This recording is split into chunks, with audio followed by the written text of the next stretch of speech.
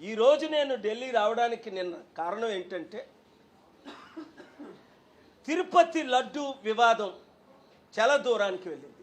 కోట్ల మంది భక్తులు అనేక విధాలుగా హ్యూమిలియేట్, ఇన్సల్ట్, ఇన్జస్టిస్ ఫీల్ అవుతున్నారు. అందుకనే ఆంధ్రప్రదేశ్ హైకోర్టులో తిరుపతిని యూనియన్ టెరిటరీ చేయాలి, ఈ లడ్డూ వివాదం అసలు నిజంగా నెయ్యిలో కల్తీ జరిగిందా అన్నది సిబిఐ ద్వారా ఎంక్వైరీ చేయాలి.